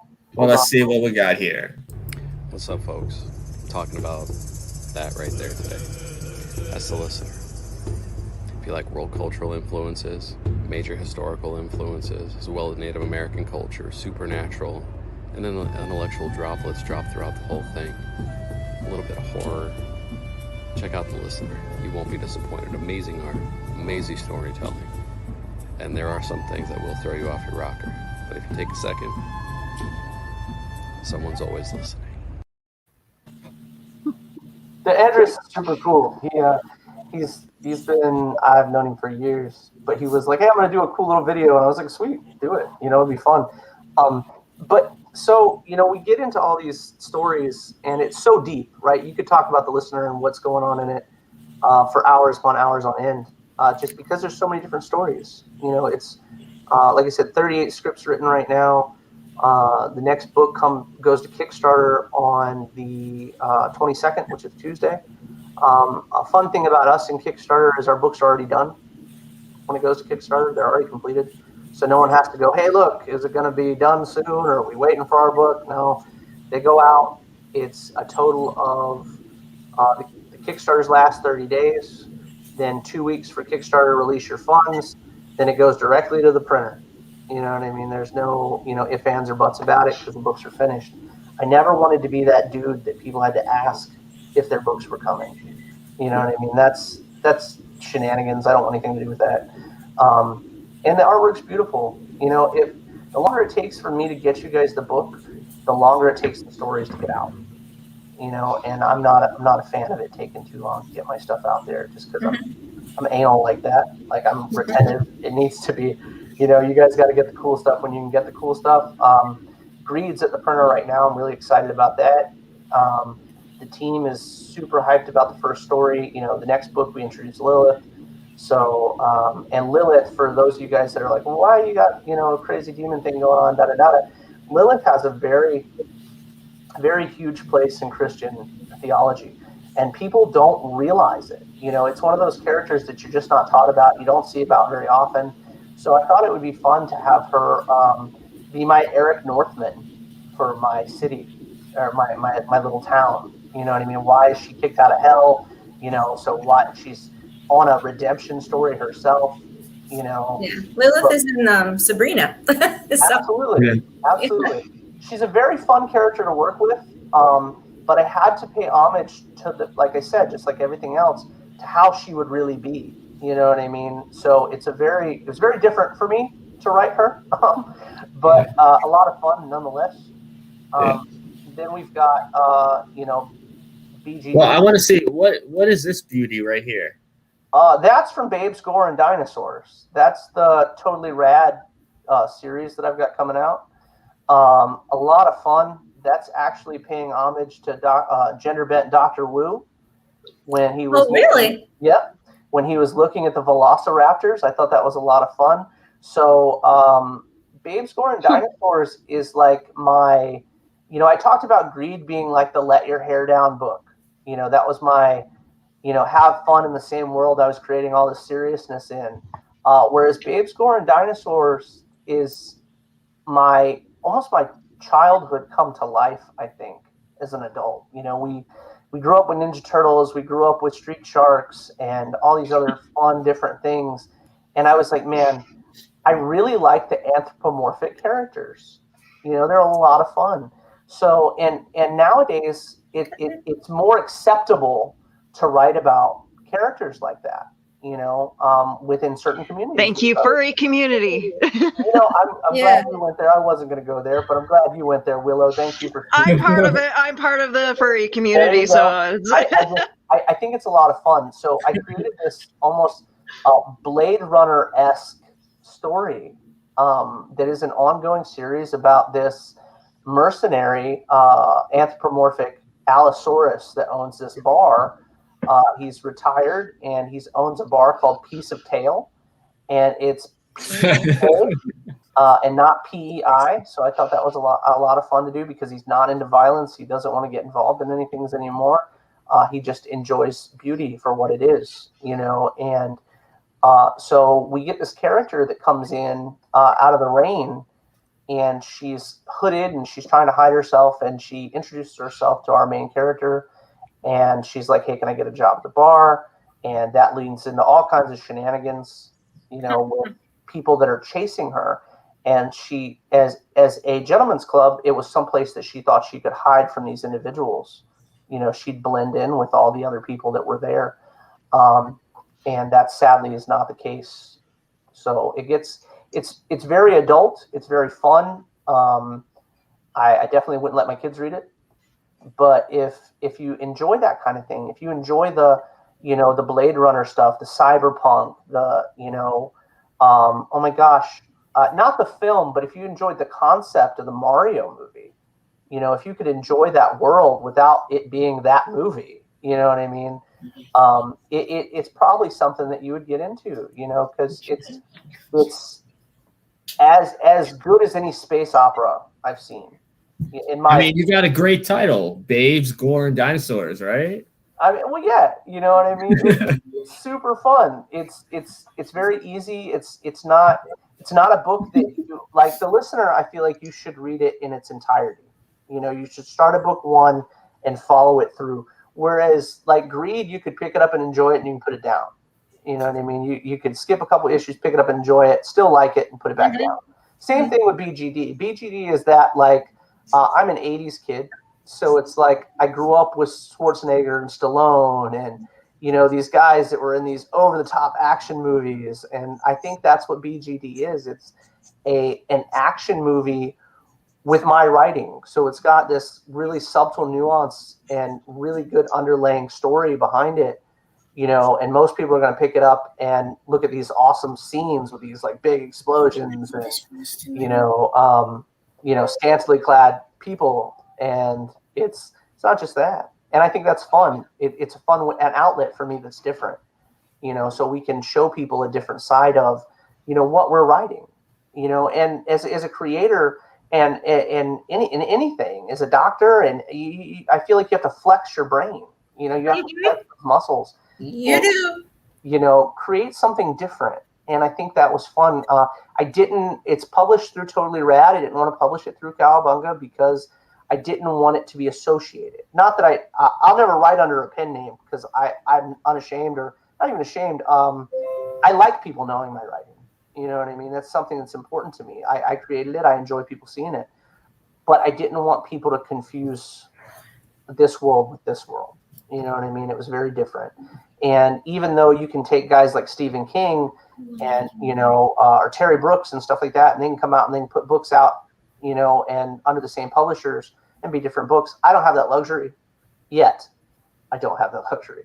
So it's like I needed a place that I could flex my other side, the adult side of, not that all my books are adult, but a different type of adult side of my writing, Right. Dinosaurs and, human beings together in a world where there are things, you know what I mean? And I could imagine if it was like a movie, the trailer, have the trailer guy in a world, right. We do a lot of Jurassic Park homages to it. We drop lines from books and movies that involve dinosaurs and stuff like that are just, it's fun. It's not over the top. Like I don't like reuse lines or anything like that. It's not like, get to the chopper every time you turn around, but it's still fun.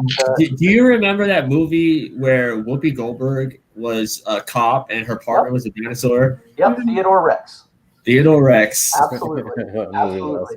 And there's nuances. I drop stuff like that. I drop Turok references. I drop, the Land Before Time references. Okay, there's all kinds of fun things that we drop in this book to turn you to the center of the earth. You gotta put them in there. Absolutely. There was a series that came out called Dinosaurs for Hire. It was basically, these soldiers that were dinosaurs that were anthropomorphic. I homage that a little bit in there. There's also a really fun one that a lot of people don't know about, and it was called Adventures in Dinosaur City. Disney put it out in the 90s. I know that one. Everybody would love it if they saw it. I mean, even now, if you were in that time period, there were 3 kids. They were all hanging out together. Their dad was a scientist, and he had one of the first VR systems that had ever been created, right? And it's in their garage, and the kids run in. They're like, "Oh, I got to check out the VR." I love the kitty. So then they got to check out the VR system, and so they go out there thinking it's just a TV. They're going to turn it on and whatever, and they get sucked into the cassette. And it was very progressive for a Disney movie. Yeah. Like a little Jumanji-esque there. Right. Like, I mean, progressive in the way, like it was almost Roger Rabbit progressive. And, I remember cartoons like Dino Riders and Dino Saucers. Absolutely. Dino Saucers, that's a funny one. If people don't know about, Coca-Cola produced that show. And it was their answer to Transformers, because Transformers was doing so well in the States and selling so many toys that Coca-Cola wanted to get in on that particular element. It didn't last very long. I think it was only like six episodes, something like that. Tough though, man. They had toys too, I remember, I think. That's all they needed for product placement. Absolutely. That's what it was. It was product placement. That's all it was. They'd have the Coca-Cola soda in some kid's hand or something every time you turn around. But most of those cartoons from the 80s, though. Absolutely. Mighty Max. Mighty Max, yeah. I attribute a lot of stuff for Greed, I think, is the Mighty Max syndrome, in my opinion. It's my writing. I'll be honest with you. I think that you've got this guardian character and this young kid that are, getting into situations together, and they're trying to get through them, and there's the underlying stories behind these characters. What makes Cade, our character, the monster under the bed, what makes him tick? What is the story behind the character? Why is he being chased by this Minotaur demon at the very beginning of our first book? What's happening? The Listener was a build-up type of series. I thought Greed was fun. I'd throw you right in the deep end with Greed, right? It was just like, hey, look, we're getting into it. BGD, though, is very, like I said, it's very deep. It's very, adult. Mm-hmm. Like we talk, we use that example I gave you guys earlier. The best example I've got for it being adult is the Batman thing going on right now, right? Everybody's talking about the Batman thing. Batman is in the news every couple of years now because DC is trying to, bring popularity back to the character. Same thing with the issue of Damned, like we were just talking about as well, where they re-released it without his, unit being seen. But there's this there's a scene in issue 2 of BGD where this employee comes off the elevator and he's walking toward Corvus, and Corvus is this massive albino, almost like Kingpin in my series. But he's walking toward him, but you can the viewpoint is from his head, and he looks like his head is between this woman's legs, and they're over his shoulders. And everybody was like, "Are you really going to write that?" And I was like, "Well, let me finish." So it got funny because I like putting people in situations where your minds wander. You know, why your psyche takes you to a certain place because you immediately assume you know what's happening because it's a silhouette of what you're seeing. And when he turns around, he's got the girl's legs. He's holding one leg in each hand by the ankle. And he's actually literally been eating her, like up the middle. So he's holding, one side of her in each hand. That's super not nice to imagine, but okay. Right. So we give you the insinuation of certain things, you know what I mean? Saying you immediately thought one thing. You had no idea the other thing was occurring. And it's fun to write like that for me because he puts you in one state of mind. You call it it's like the page turner is what it's generally called in comic books. You get it's the thing that incentivizes you to be able to go on to the next page and turn it, right? For sure. Yeah. Absolutely. And it's a lot of fun to be able to write like that and showcase certain things because in my other books, I certainly wouldn't put a panel like that in it. You know what I mean? It doesn't make it. Yeah. That wouldn't make any sense with your dynamic. Right. Like the listener, I set out and use a lot of language. There's no nude characters in my books. It's a very adult story, but I don't need that. That has not, it doesn't push my story. It doesn't push the series at all. Greed, oh my gosh, Greed is so much fun. Like the dynamic's different. Each of our books is different. Each of our styles is different. The listener is very painted. Like when you open the pages, I sent Willow a couple of them. When you open the pages for the listener, they're very painted. It's literally painted. And then when you get into Greed, Manuel is a cartoonist. So you get these Saturday morning cartoon vibes with Greed. And then you get into BGD and Bladen Hunter. He's a traditional comic book artist. So it's very dark. America, when we do comic books, it's very different than almost any other culture. So the listener does really well for me in the UK. Really, really well. Australia, you name it. And Greed does super well over here. It's just you look at the different styles of art in the different places.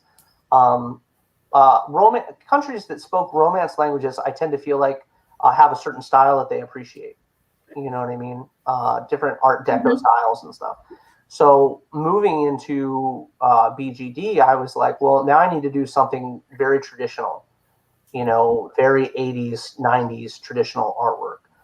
So anything you pick up from me, you're guaranteed to get something a little bit different, and be able to enjoy in a different way. Whether it's a cartoony, little demon or a, very realistic take on things that happened mixed with spirituality. There's a lot of fun stuff to be had. I think we've gained you a couple of fans here. Lewis is taking it all in. I'm just looking at him, and Nisha's I'm sold. I'm writing notes. You know me, right? You guys know I write notes.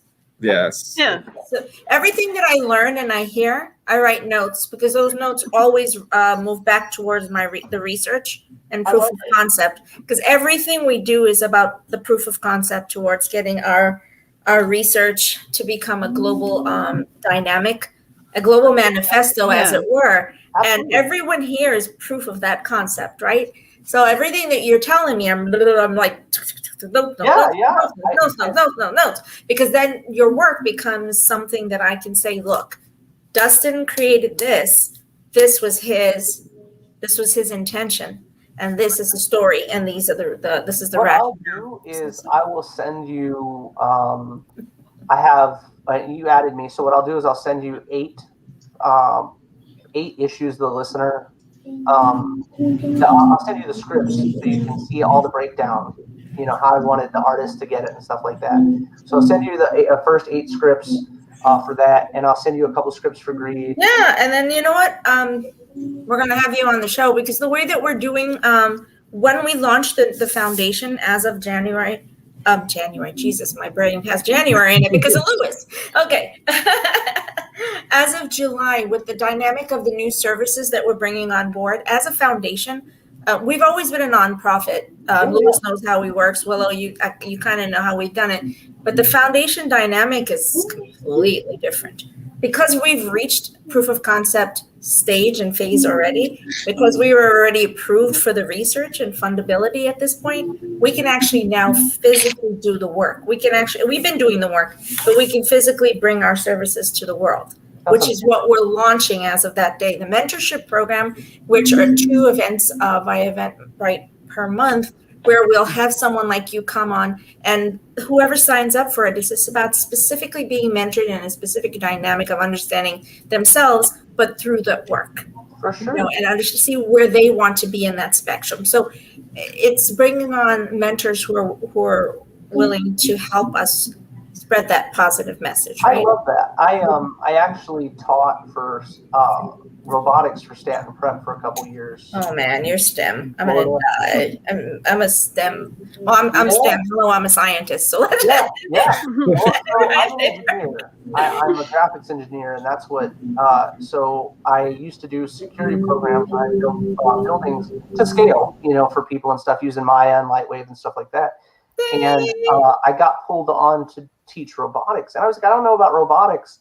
And they were like, well, we'd like you to teach design courses. So I taught design courses as well as I could, nonprofit, of course. It's a lot of fun.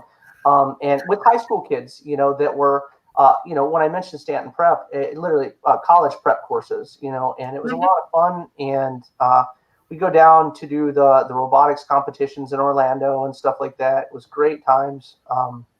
Still talk to some of those kids, good people. I think that's fantastic. It's going to be amazing. So, we're going to be launching that, and we have our coalition that's launching also on that day. Effectively, it's those organizations who will be working with us and networking to promote positive self-care, and mental wellness and inclusion. As organizations, we come together as a larger coalition, which will be housed under the DG banner and the foundation.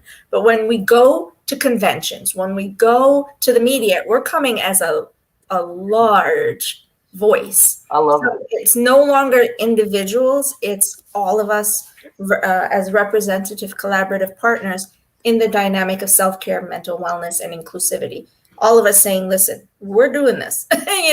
This is who we are. So powerful. I love the concept. 7 years in the making. That's such a fantastic thing to see. And I feel like, and as you'll see in my books, it's very important to check on mental wellness and mental health, because, disease, alcoholism, PTSD, all these things are so prevalent. Mm-hmm. And not just, I know certain groups of people, because that's what I was subject to in my life and seen. But it's not just a seclusive thing like we're talking about. It's all over the world. You know what I mean? There's these things where we feel like alcohol can immediately fix all our problems for this period in time. If I don't have to think about it, then I'll deal with it later. You know what I mean? And it just becomes an addictive type of thing, and can really mess people up, just like anything else that's not taken in moderation. And I think the second that we're all willing to have this conversation together, which we are now, but now we take it out of what I call the suppression of the geek community based on ill definition of what it is to be a geek and a nerd, which we're challenging. The second we break down that wall, that shallow wall, we're going to be able to help kids at all ages redefine their own wellness and their own values, so that we will have less shootings. We're going to have less, Baker Acts. We're going to have less violent activity, and because we're going to be offering them something where they can come and get an outlet, horror story, right? An outlet like the event that you do. Yeah. Honestly, that's kind of what we want to do with VilliCon. It's the same thing. It's that outlet to be able to give to people, so they could embrace their inner craziness, their inner turmoil that they're facing, their inner villain their anti-hero, everything that they want to be and want to portray. Fantastic. Louis, you're making my brain go all like the cogs are turning, and I'm like, we need to have like a villain meeting sometime. Just meeting of the mind, right? So I have a important question. Yeah. I've been staring at this for the whole hour and 50 minutes. What is this next to you, Lewis? This is actually one of the mannequins from Cosplay Wars that we're going to have up. This is just an outfit that Naomi literally put together for one of our videos within about 5 seconds, something like that. She's just like, let's put this together. Let's go. So we have something related to Cosplay Wars. So we're going to have the mannequins and stuff like that they could actually set up. I love it. That's going to be fantastic. And then on top of that, so there's a giant red button. Oh my god! There's a giant red button. No good could come of having a giant red button that you can't press. Exactly. And on top of that, it has an X in front of it. You can't find more alluring than that, you know? So it's making fun of ourselves, allowing us to be ourselves, which that again, I think it's all of us have been harping on this. It's being ourselves and allowing ourselves to, quoting Nisha's phrase, embrace your inner geek, you know, and allowing ourselves to actually be who we want to be. That's right. And absolutely. No shame. That's one of the other things that we're doing, actually, is one of the campaigns that we're doing is making sure that cosplayers, not just the high level, super elite cosplayers can come to the event. We have cosplayers that this is the first time that they've ever been a guest. And we have 5 or 6 of them. It's not just like one pity sake or anything like that. No, we think we have so much confidence in their skill. We want to give them that opportunity to express themselves. And same thing with the next one. A lot of the cosplay guests, there are guests for this event. We're bringing them out there. Most conventions don't do that because it hurts their bottom line. We don't care. We want to make an event for everybody and make sure that everybody can come out and have fun. Well, it's exciting. I feel like, you know, as a kid, like I was surfing from 10, I was wrestling, I was playing football, I was playing rugby at the same time, you know, and it was like there were expectations. Yeah. You know, my parents had expectations. Like you didn't read books, you know, like novels, you weren't allowed, if it wasn't school books, you weren't allowed to read them. You know what I mean? It was, I vividly remember my father walking into my room one night, and I had a Piers Anthony, Xanth. It was the very first Xanth novel. And he walked in and he tore it in half and threw it on the floor. And he was like, that's not educating you. And I was in college at 16 years old. All right. It was very, I had a very demanding household. You know, it was sports and school, and that was it. So like we played Magic the Gathering religiously as kids, but we weren't allowed to let anybody know. So it was like if we had certain people that were going to hang out with us, they weren't allowed. We weren't allowed to mix our friends. You know what I mean? My mom and dad would literally be like, hey, look, you know, if so-and-so is going to come over and he's come in the evening, you know, after practice or after this, after that, and you don't mix your friends, you know, and it'd be like, okay. So you'd be at school and you didn't want to be that dude to not talk to people, but you didn't want to be subjugated or put down because you enjoyed something either, you know? So it was hang out with the football team because that's what you were expected to do, you know? I got put into a military academy at 15 years old and was there till I was almost 17. Like I was in college before, like I was prepping for college in there, you know, 16 years old. As soon as I got out in college, as soon as I got out, guess what? Couldn't get a job because no one wanted to hire a 19-year-old kid that's an engineer. You know what I mean? And people don't understand that. People look at you and they think, okay, well, you've done all this stuff. And it's like, cool, yeah, I'm educated, but I can't get a job. You know what I mean? I've got no real world experience to get a job, you know? So then you're taking shitty jobs, just like people that don't attempt to get educated, you know what I mean? Or not trying as hard as they should. You're still taking that job, you know what I mean? You're taking the job to make ends meet, you know? And then you move into, you know, you try to get into the career field. Like I said, I became an engineer and I got into security, doing security programs. I didn't want to work in security. You know, it was a good job. It was a good job. No complaints. You know, I was there for almost 10 years, but it was still, you know, as an engineer, I wanted to get into film. And that's what I wanted to be in. I wanted to do my own movies and stuff because I knew how. I knew I was. That's Lewis. You were the same. Yeah. I actually, it was the complete opposite for me because I was horrible at school. So I basically kind of glided by in high school. And then when I got out of high school, I was working full time since I was like 14, 15, doing janitorial work and all that stuff and just making sure I could make a living. Yeah. And then right after that, I got into film production and started doing films. I did music videos with Soulja Boy, Pitbull. We worked on Red Eye. We worked on Miami Vice down in Miami. And I loved it. I love that aspect of it until you get to the nitty gritty.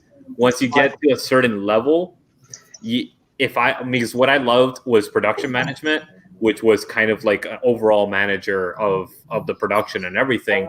And the only way that you could associate yourselves or move up in that world is by going to these parties where all it was a debauchery of drugs and alcohol and stuff like that. I had 6 or 7 of my friends that died from drug abuse. So I refused to go down that route. And I was like, hell no, I'm not doing that. And I got out and ended up in pharmaceuticals out of all things. The legal drugs. Right. Well, at least you're helping people now. Yeah, exactly. And that's what I love about it. The same thing with me. Like I was taken into foster care because my mom was an alcoholic, and I saw what drugs and alcohol did to her, and what it essentially did to our family was rip us apart. And as I grew up in foster care, I'm seeing her go more and more into debt and not really changing her life much. And it was just, and I told myself at a very young age, I will not be like that. Yeah. Okay. So Nisha has to go, but I'm going to ask a quick question to her before she goes. I asked Dustin this a few weeks back when he was on. So if you can be in any fandom as yourself, which fandom would you be in? As myself? Yes.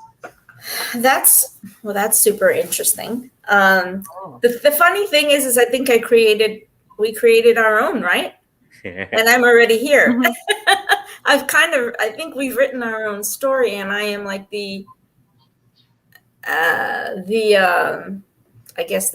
don't know if I want to use hero, but whatever you want to call me in this journey, or if that makes sense to you. In terms of if I actually really wanted to be in one, that's a really good question. Come on. Yeah, I know Dustin said he wants to be in. Come on, Nisha. You know your answer is the same as mine. We're both Lord of the Rings. We're massive Tolkien fans. Right. Me and I actually did a ASMR audio drama. Lewis and I did. If you guys get a chance to do it, it's a retelling of the Silmarillion, where we retold it like 3 chapters at a time, and it's a 15-minute show where we rewrote it so anyone who listened would actually be able to understand the Silmarillion.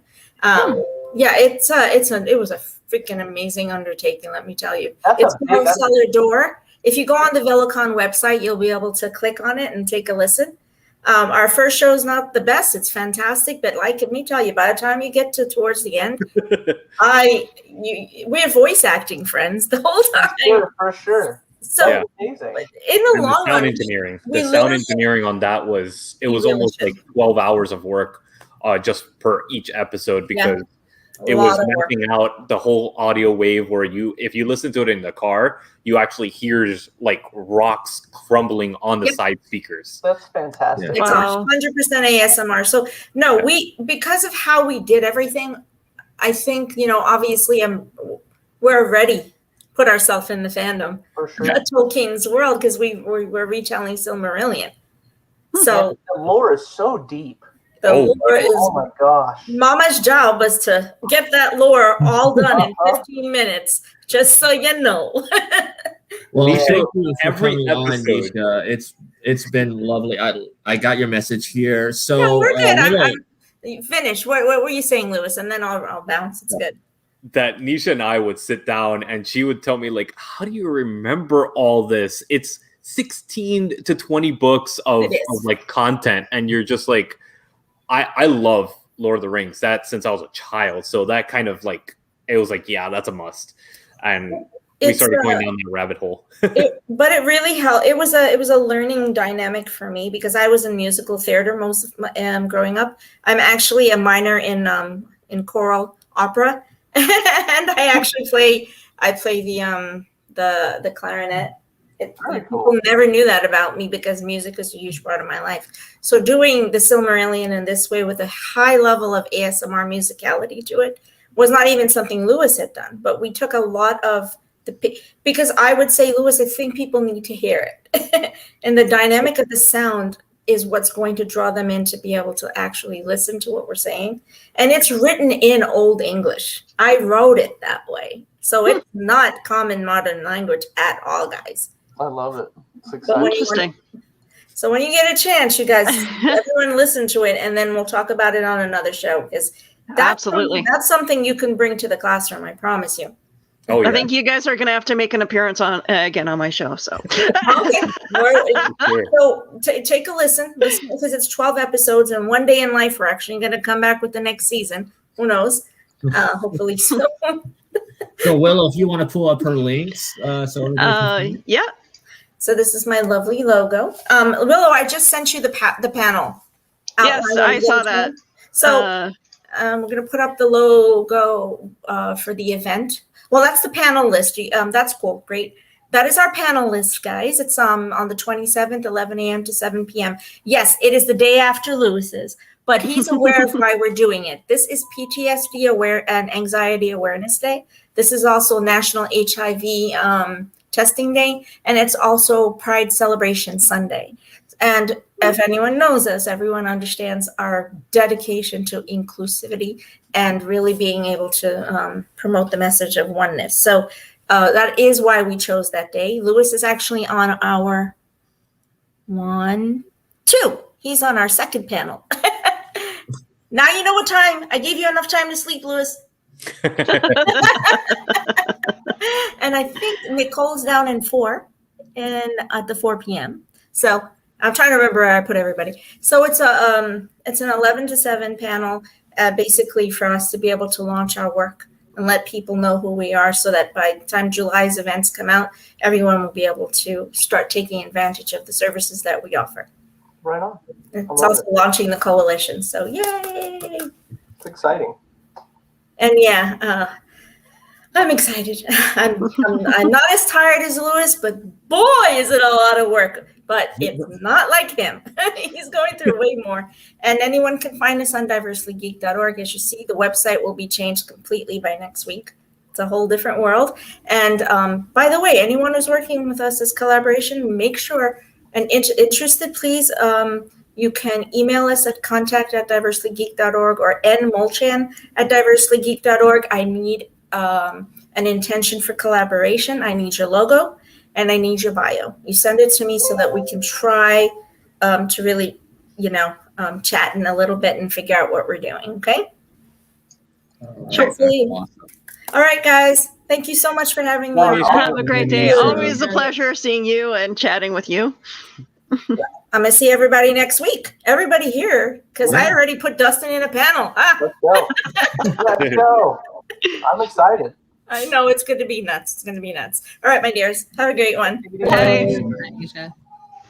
Oh man, this has been a great episode. Now, Lewis, I do want to ask you before we do end the show.